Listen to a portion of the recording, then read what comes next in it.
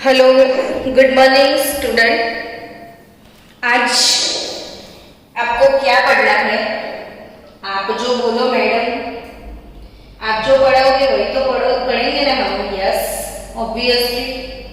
आज चैप्टर 3 में जो भी थोड़ा थोड़ा बहुत मिसिंग है उसको पढ़ेंगे, थोड़ा बहुत रिवीजन करेंगे। आपके पास टेक्स्ट बुक है ना, सबके पास? तो टेक्स्ट बुक के अंदर चैप्टर 3 का एक्सरसाइज भी है। चैप्टर 3 के एक्सरसाइज में जितने भी क्वेश्चंस हैं वो आपको सॉल्व करके मुझे होमवर्क सेंड करना है। टेक्सचुअल क्वेश्चन भी होंगे, जैसे प्रॉब्लम 3.1, प्रॉब्लम 3.2, फिर प्रॉब्लम 3.3, उसके बाद टेक्स्ट बुक में है problem 3.4, problem 3.5, problem 3.6, 7, 8, problem 3.9, problem 3.10। तो 3.10 टेक्सचुअल मतलब टेक्स्ट बुक के चैप्टर के अंदर जो है वो सॉल्व करने हैं। उसके बाद एक्सरसाइज में 3.1 टू 3.40 तक क्वेश्चन है। देखा आपने कितनी लंबी एक्सरसाइज है? तो एक्सरसाइज में जितने भी क्वेश्चन है वो सारे क्वेश्चन आप मुझे सॉल्व करके भेजो। समझ लो कि स्टूडेंट आपने एक्सरसाइज सॉल्व किया ये वाले चैप्टर का, तो सब कुछ हो गया। यानी बहुत लंबा एक्सरसाइज क्यों है? क्योंकि ये इंपॉर्टेंट चैप्टर है। पीरियोडिक टेबल, पीरियोडिक प्रॉपर्टीज, वो सारी चीजें जो है वो काफी इंपॉर्टेंट है। आज क्या पढ़ेंगे हम बच्चों, पता है आपको? Periodic trend and chemical reactivity. Periodic trend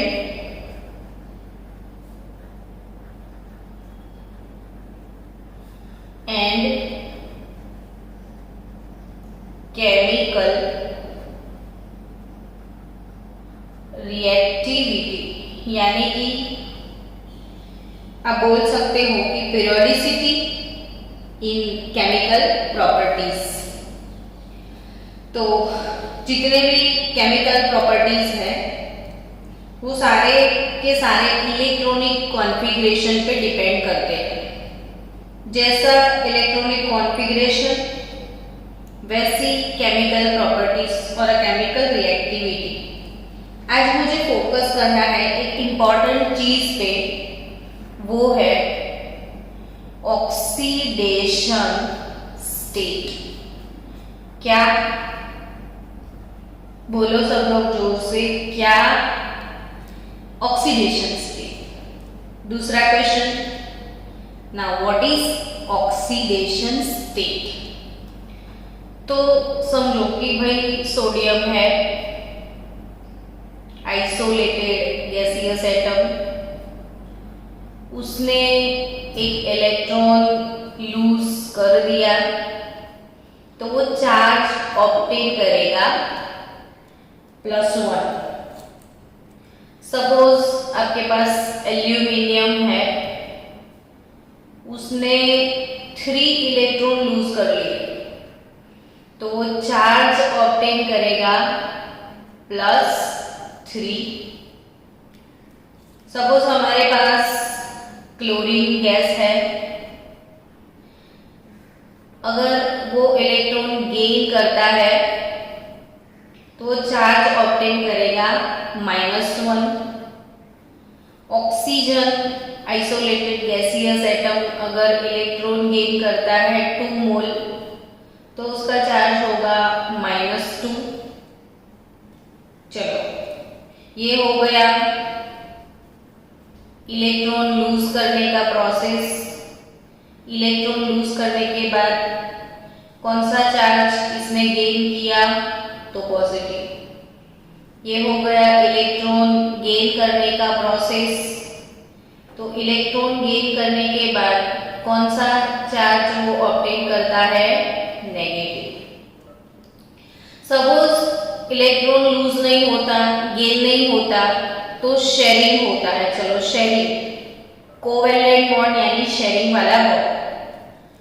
अभी H2SO4 है, उसमें आपको कैलकुलेट करना है सल्फर का ऑक्सीडेशन स्टेट। ये यहाँ पे शेयरिंग सिचुएशन में है। ये आयोनिक स्पीसीज है, ये जिसके ऊपर चार्ज होता है वो आयोनिक स्पीसीज बोलते हैं। यहाँ पे इसने शेयरिंग किया तो क्या सल्फर का ऑक्सीडेशन स्टेट निकल सकता है? तो यस। कैसे? तो सल्फर का नहीं पता है तो X आप सपोज कर लो +2 इंटू ब्रैकेट, हाइड्रोजन का चार्ज होता है +1, +4 इंटू ब्रैकेट, ऑक्सीजन का चार्ज है -2 is equal to total charge 0 है। So 2 + x - 8 is equal to 0। So x is equal to +6, यानी शेयरिंग वाली कंडीशन में भी आपको ऑक्सीडेशन का सल्फर का ऑक्सीडेशन स्टेट मिला +6। सो बच्चों ये ऑक्सीडेशन स्टेट क्या होता है? तो चार्ज ऑब्टेन बाय लूजिंग और बाय गेनिंग और बाय शेयरिंग इलेक्ट्रॉन, यानी कि इलेक्ट्रॉन लूज करके या इलेक्ट्रॉन गेन करके या इलेक्ट्रॉन का शेयरिंग करके जो भी चार्ज आप ऑब्टेन करते हो उसको बोलते हैं हम ऑक्सीडेशन स्टेट। समझ गए बच्चों? तो ऑक्सीडेशन स्टेट जो है वो ऑक्सीडेशन स्टेट तो ग्रुप में और पीरियड में उसका रोल क्या है वो समझते हैं। यानी कि students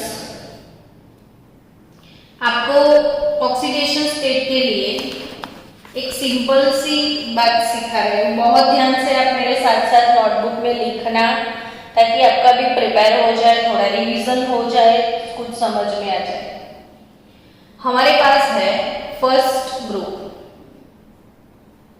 second group, 13th number का ग्रुप यानी third group, 14th, 15th, 16th और 17th। 18th वाला तो पता है, किसी से कोई लेना देना नहीं है। अब इनका इलेक्ट्रॉनिक कॉन्फ़िगरेशन ध्यान से। हाँ, जो ग्रुप नंबर फर्स्ट है उसका जनरल कॉन्फ़िगरेशन है NS1। आप इलेक्ट्रॉनिक कॉन्फ़िगरेशन ग्रुप वाइज अब तक प्रिपेयर नहीं किया है तो सबसे पहला काम करो, इलेक्ट्रॉनिक कॉन्फ़िगरेशन को प्रिपेयर करो। सेकेंड ग्रुप का इलेक्ट्रॉनिक कॉन्फ़िगरेशन क्या है? तो नोबल गैस NS2, 13 का NS2 NP1, 14th का NS2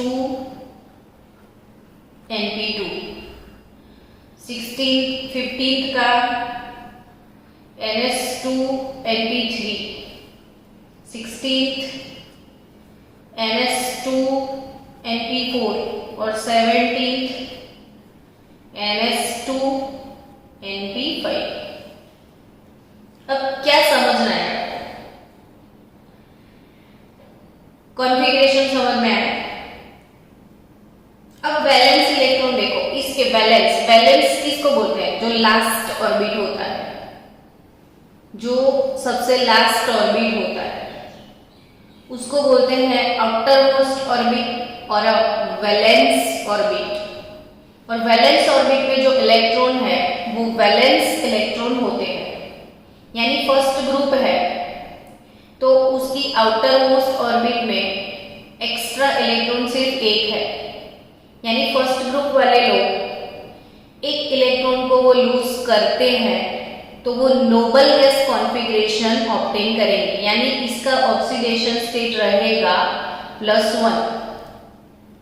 मतलब कि आपके पास फर्स्ट ग्रुप एलिमेंट कौन है? तो ली, ना, की, रब, से, फरिया। अब कॉन्फ़िगरेशन देखो तो helium, neon, argon, krypton, xenon.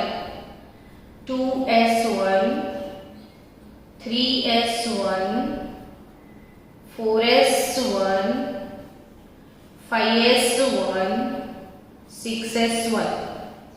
अब बच्चों उनकी लास्ट ऑर्बिट में सब में एक इलेक्ट्रॉन है, यानी आपको फर्स्ट इलेक्ट्रॉन रिमूव करना है। फर्स्ट इलेक्ट्रॉन रिमूव करना है तो जो आप एनर्जी प्रोवाइड करोगे उसको IE1 बोलोगे ना, फर्स्ट आयोनाइजेशन एंथैल्पी।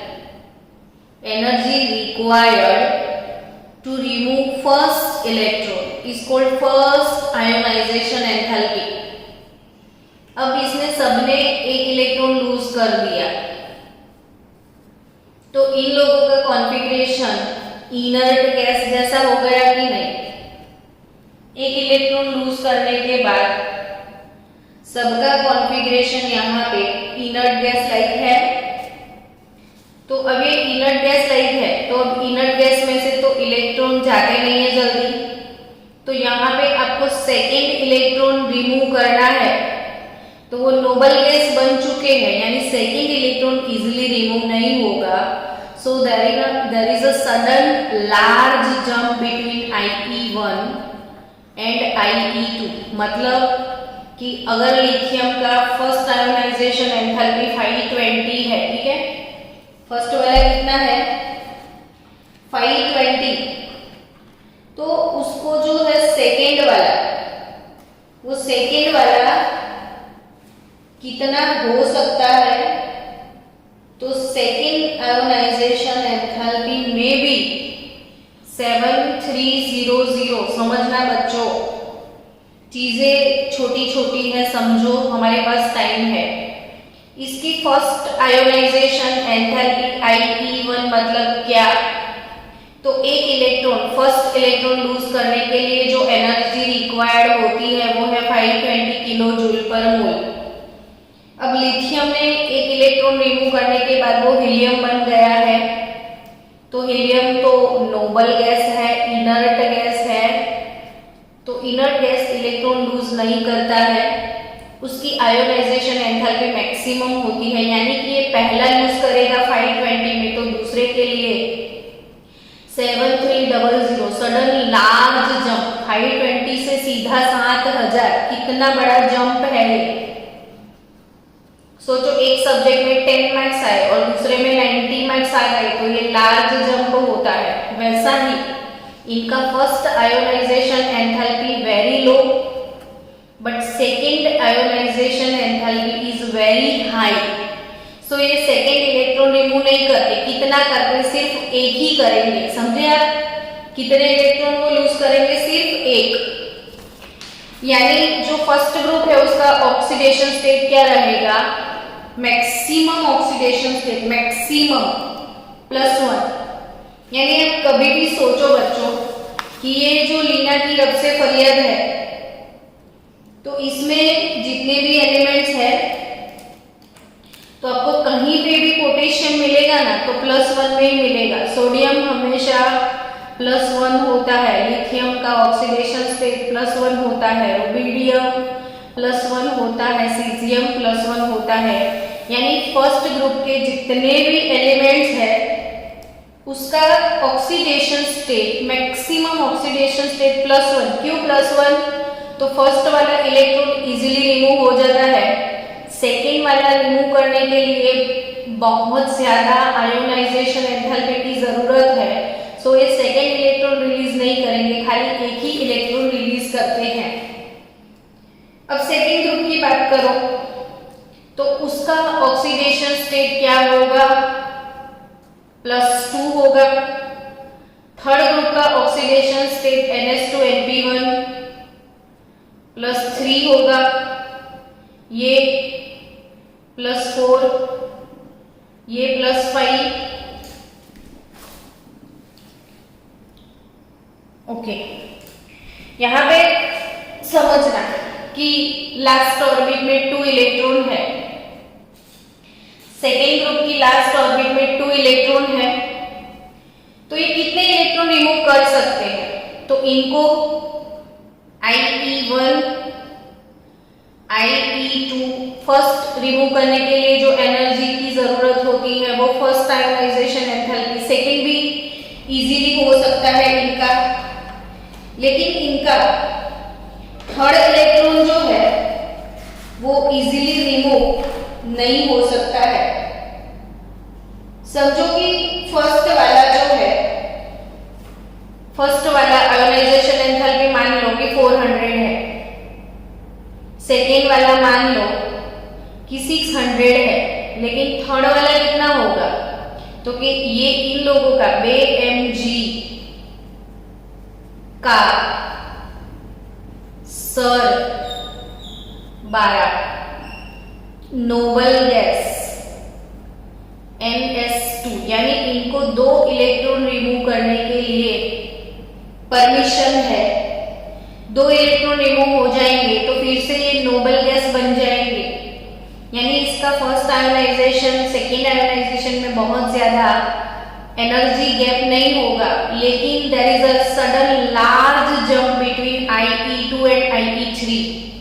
यहाँ पे सेकेंड आयोनाइजेशन एंथैल्पी और थर्ड आयोनाइजेशन एंथैल्पी के बीच में बहुत बड़ा गैप होगा, यानी कि ये NS2 2 इलेक्ट्रॉन रिमूव कर सकते हैं। अब 13 वाला ग्रुप सोचो, तो NS2NP1, S के अंदर 2 इलेक्ट्रॉन है, P के अंदर 1 है।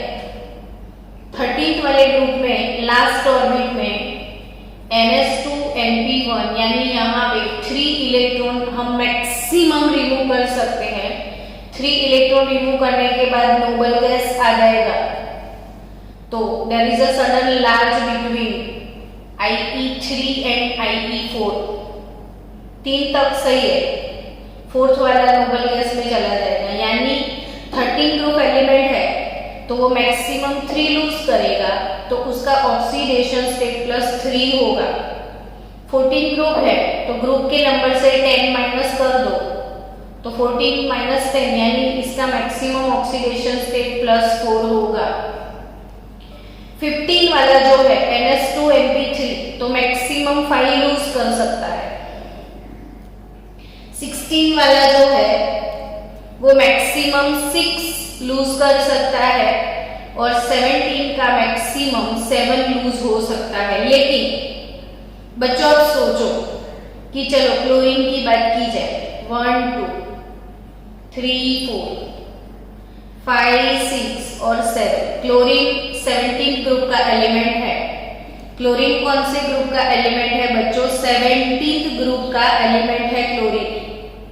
तो उसकी आउटर मोस्ट ऑर्बिट में 7 इलेक्ट्रॉन है, तो वो 7 इलेक्ट्रॉन को ये डॉट करके आप रिप्रेजेंट कर सकते हो, इसको बोलते हैं लुईस डॉट रिप्रेजेंटेशन। ये लुईस डॉट रिप्रेजेंटेशन है।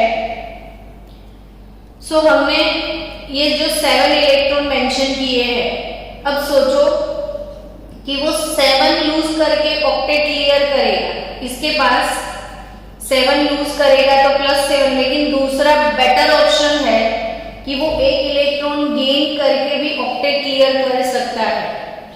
तो आपको 7 इलेक्ट्रॉन लूज करने हैं तो 7 झटके खाने पड़ेंगे।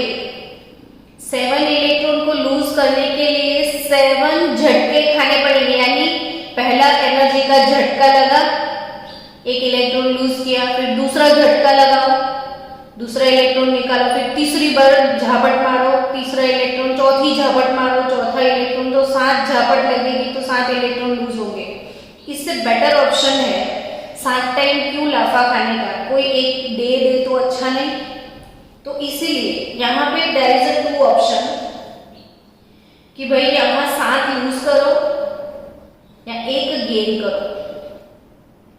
7 इलेक्ट्रॉन लूज करो या 1 इलेक्ट्रॉन गेन करो, એટલે मैक्सिमम जो है +7 और मिनिमम -1 हो सकता है।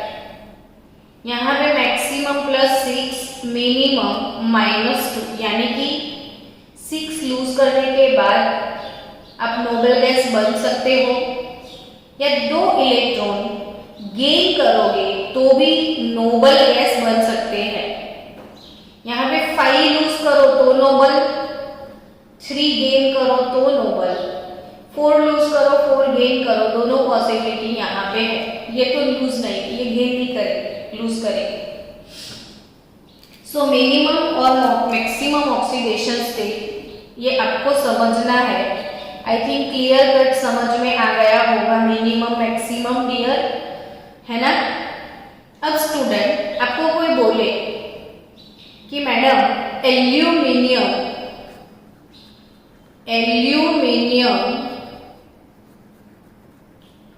कार्बाइड का फॉर्मूला क्या बन सकता है। किसका फॉर्मूला आपको बनाना है? एल्यूमिनियम कार्बाइड का।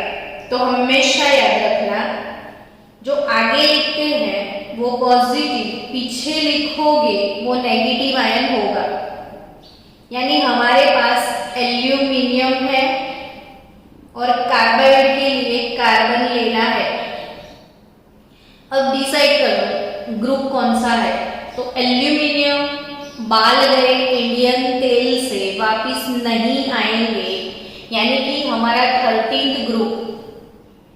एल्यूमिनियम अगर 13 ग्रुप में है तो इसका मैक्सिमम ऑक्सीडेशन स्टेट बनेगा +3। अब कार्बन को लो, कार्बन का ग्रुप बताओ तो बच्चों, कौन से ग्रुप में है कार्बन, जल्दी से बताओ।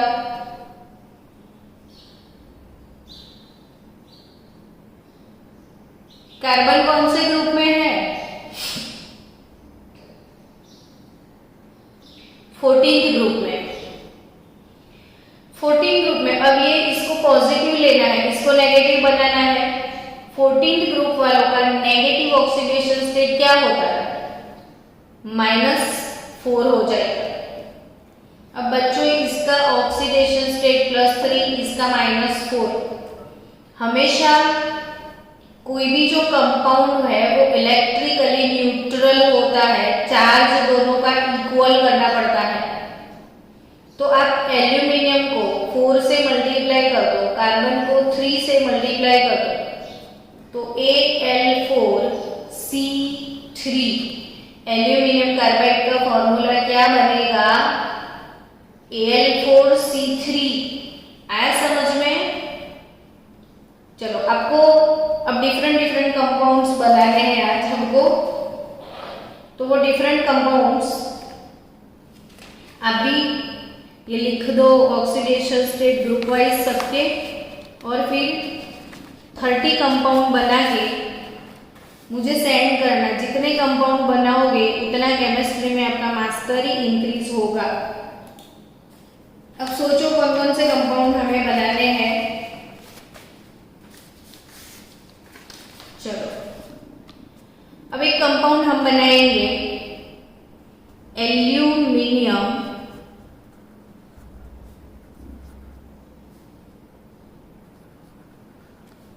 फोस्फाइड। एल्यूमिनियम फोस्फाइड। तो आपको लेना है एल्यूमिनियम और फोस्फाइड मतलब फोस्फरस। अब आगे वाला पॉजिटिव, पीछे वाला नेगेटिव, दोनों का ग्रुप डिसाइड कर लो। तो एल्यूमिनियम है ग्रुप नंबर 13 में, तो इसका मैक्सिमम स्टेट जो है वो +3 होगा। और फोस्फरस जो कि है ग्रुप नंबर 15 में, नाना पाटेकर, ऐश्वर्या सब भिखारी, ग्रुप नंबर 15 का नेगेटिव ऑक्सीडेशन स्टेट है -3, एल्यूमिनियम का +3, फोस्फरस का -3, दोनों का सेम है। तो अब डायरेक्ट कंपाउंड बना दो AlP। तो एल्यूमिनियम फोस्फाइड का फॉर्मूला क्या बनेगा? AlP। चलो आप बनाना चाहते हो एल्यूमिनियम सल्फाइड। अब एल्यूमिनियम सल्फाइड बनाना है तो Al तो वैसे भी +3 है, अब तो Al का तो याद रह गया सबको। अब सल्फाइड की बात करें तो सल्फर कौन से ग्रुप में है वो सोचो। तो सल्फर का है ग्रुप नंबर 16। ग्रुप नंबर 16 में आगे वाला पॉजिटिव पीछे वाला नेगेटिव लेना है, तो ग्रुप नंबर 16 में सल्फर का नेगेटिव क्या होगा, -2 होगा। यानी कि मुझे एल्यूमिनियम का चार्ज +3 है तो 2 से मल्टीप्लाई करेंगे, इसका 2 है तो 3 से मल्टीप्लाई करना पड़ेगा, तो Al2S3। तो एल्यूमिनियम सल्फाइड का फॉर्मूला बनेगा Al2S3। एल्यूमिनियम सल्फाइड का फॉर्मूला क्या बनेगा, Al2S3। चलो आपको कोई बोले कि भाई मुझे बनाना है बेरियम क्लोराइड, बेरियम क्लोराइड का फॉर्मूला बनाना है, तो बेरियम यानी Ba, क्लोराइड यानी Cl, दोनों का ग्रुप डिसाइड कर लो। बेरियम का ग्रुप कौन सा है बच्चों, तो बेरियम Bmg का सर बारा, बा अपनी जो है ना बा वो सेकेंड ग्रुप में है बा, तो बा का जो ऑक्सीडेशन स्टेट है वो +2 है और क्लोरीन 17 ग्रुप में है, तो यहाँ पे दिखता है -1। तो अभी बा को मल्टीप्लाई करेंगे 1 से, क्लोरीन जाएगा 2 से, तो BaCl2 बेरियम क्लोराइड। तो ये जो अगर आपको पीरियोडिक टेबल आता है, सबका कॉमन कॉन्फ़िगरेशन आपको पता है, उसके हिसाब से आप ऑक्सीडेशन स्टेट निकाल सकते हो और ये केमिकल फॉर्मूला जो है सबके वो ऑटोमेटिकली आप डिसाइड कर सकते हो। अब सोचो नाइट्रोजन और ऑक्साइड आपको बनाना है, तो नाइट्रोजन 15 ग्रुप का एलिमेंट है, तो नाइट्रोजन 15 ग्रुप का एलिमेंट है, तो -3 से लेके +5 तक सारे ऑक्सीडेशन स्टेट पॉसिबल है उसके। मैक्सिमम 5 से आगे नहीं, मिनिमम -3 से फिर आगे नहीं। तो समझो कि मैक्सिमम मिनिमम 5 और 3। तो यहाँ पे नाइट्रोजन और ऑक्सीजन की बात की जाए तो नाइट्रोजन का जो ऑक्सीडेशन स्टेट या +3, ये -3, -2, -1, 0, +1, +2, +3, +5 सब ले सकते हो। 1 2 3 5, यहाँ पे 4 नहीं आ सकता, S के दोनों इलेक्ट्रॉन मोस्टली एक साथ चले जाते हैं। तो समझो कि +3 +5, अब नाइट्रोजन +3 होगा और ऑक्सीजन -2 हो सकता है, नाइट्रोजन +5 भी हो सकता है, ऑक्सीजन -2 भी हो सकता है। ये 3A2 तो N2O3 भी बन सकता है, ये 5A2 तो N2O5 भी बन सकता है ना बच्चों। तो नाइट्रोजन के ये दोनों ऑक्साइड है, तो मैक्सिमम 5, फिर यहाँ पे इसके 6 नहीं हो सकता कभी। मैक्सिमम जो ग्रुप नंबर है वो सजेस्ट करता है मैक्सिमम ऑक्सीडेशन स्टेट, उससे ज्यादा नहीं। यानी नाइट्रोजन +6 कहीं लिखा है तो वो गलत है, वो +5 से ज्यादा मेंटेन नहीं कर सकता। लेकिन क्लोरीन, तो क्लोरीन +7 तक जा सकता है और मिनिमम -1 हो सकता है, -2 नहीं हो सकता कभी क्लोरीन में। तो आई थिंक ऑक्सीडेशन स्टेट के बारे में आप समझ गए हो कि भाई ऑक्सीडेशन स्टेट से हमको कंपाउंड कैसे बना सकते हैं, मैक्सिमम ऑक्सीडेशन स्टेट क्या है, मिनिमम ऑक्सीडेशन स्टेट क्या है, वो समझना जरूरी है। चलो और एक कंपाउंड बनाते हैं हम लोग, calcium, calcium nitride, calcium nitride, calcium. तो कैल्शियम नाइट्राइड जो है वो कैल्शियम का जो सिंबल है Ca+2 होगा। क्यों? तो कैल्शियम यानी Bmg का सरबारा सेकेंड ग्रुप में होगा। सेकेंड ग्रुप वालों का मैक्सिमम ऑक्सीडेशन स्टेट +2 होगा। अब नाइट्राइड यानी नाइट्रोजन, इसको माइनस बनना है, यहाँ पे ऑलरेडी प्लस है इसलिए। तो कैल्शियम नाइट्राइड, नाइट्रोजन को क्या बनना है? तो नाइट्रोजन का ग्रुप कौन सा है? तो 15 नंबर का ग्रुप है, यानी इसका मैक्सिमम -3 आ सकता है। तो Ca+2, वैसे ये +2 है ना, तो उसको 3 से मल्टीप्लाई किया, जैसे Ca+2 को आपने 3 से मल्टीप्लाई किया और नाइट्रोजन क्लब -3 है तो आप उसको 2 से मल्टीप्लाई करते हो, तो इसका चार्ज +6, इसका चार्ज -6, यानी चार्ज दोनों का बैलेंस करना होता है। तो कंपाउंड क्या हुआ?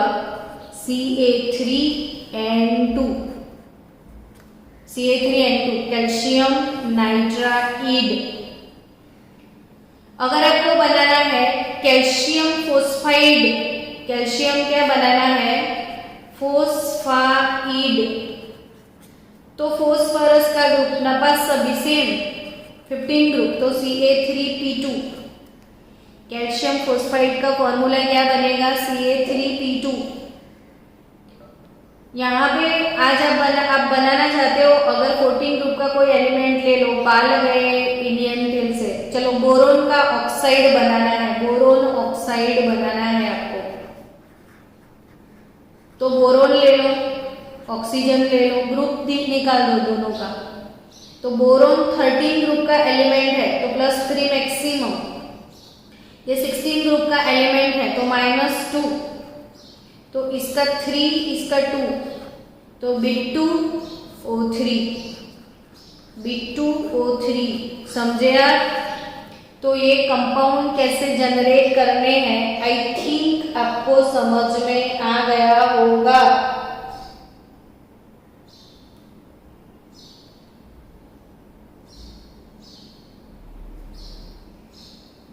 चलो हम सॉल्व करते हैं अब नेक्स्ट प्रॉब्लम 3.10, आपकी टेक्स्ट बुक में है प्रॉब्लम 3.10।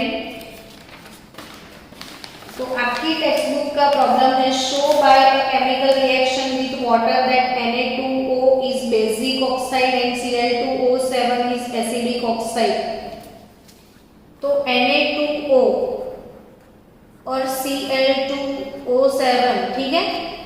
अब आपको कोई आके बोले कि ये दो ऑक्साइड का नेचर कैसा होगा, तो मैंने आपको क्या सिखाया था कि जो मेटल है उसका नेचर बेसिक होगा, नॉन मेटल है तो उसका जो नेचर है वो एसिडिक होगा। नॉन मेटल का नेचर कैसा होगा? एसिडिक।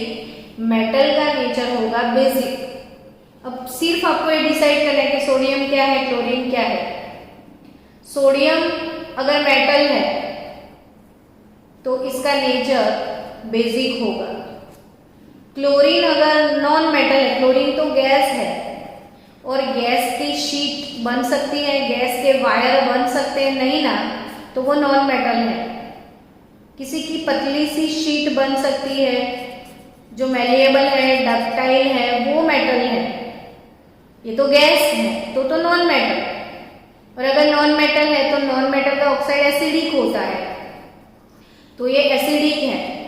अब जो मेटल ऑक्साइड है जो वाटर के साथ रिएक्ट करेगा, तो बट ऑब्वियसली आपको पता है कि इसका नेचर बेसिक है तो वो बेस प्रोड्यूस करेगा।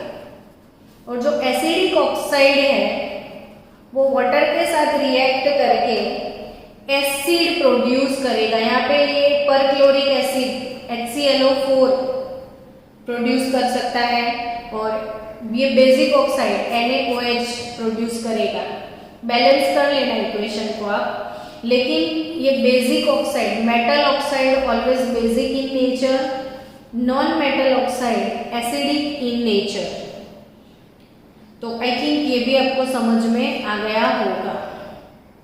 अब दूसरी एक चीज मुझे आपको सिखानी है, K4FeCN6। अगर ऐसा कोई कॉम्प्लेक्स कंपाउंड है K4FeCN6 अगर कोई कॉम्प्लेक्स कंपाउंड है तो आपको ये Fe का क्या निकालना है, ऑक्सीडेशन स्टेट, समझना। हाँ, Fe का क्या निकालोगे, ऑक्सीडेशन स्टेट। तो X सपोज कर लो, जिसका भी ऑक्सीडेशन स्टेट आपको कैलकुलेट करना है उसके लिए X सपोज कर लो, फिर +4।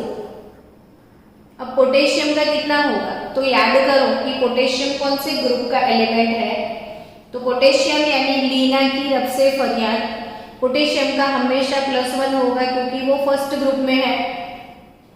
अब 6, ये क्या है, Cn, तो अब तो आपको पता होगा ना, Cn यानी साइनाइड आयन, Cn यानी कि साइनाइड आयन, याद रखना बच्चों, केमिस्ट्री की शुरुआत है तो साइनाइड आयन का ऊपर चार्ज -1 होता है, तो यहाँ पे 6 यानी -1, और ओवरऑल एक कंपाउंड न्यूट्रल है, उसके ऊपर कोई चार्ज नहीं है, तो ओवरऑल चार्ज 0, तो 4 + x -6 = 0, यानी x = +2 है।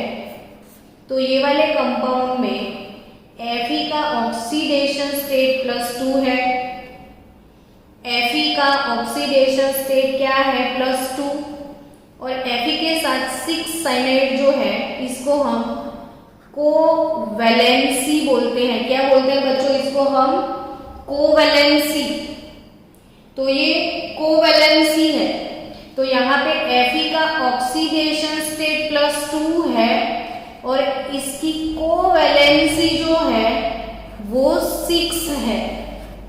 Fe का ऑक्सीडेशन स्टेट +2 है और इसकी कोवैलेंसी 6 है। Fe का कोवैलेंसी 6 है, ऑक्सीडेशन स्टेट +2 है। सपोज हमारे पास आपकी टेक्स्ट बुक में प्रॉब्लम 3.9, तो टेक्सचुअल प्रॉब्लम 3.9 की मैं बात करूं तो वो है AlClH2O5, AlClH2O5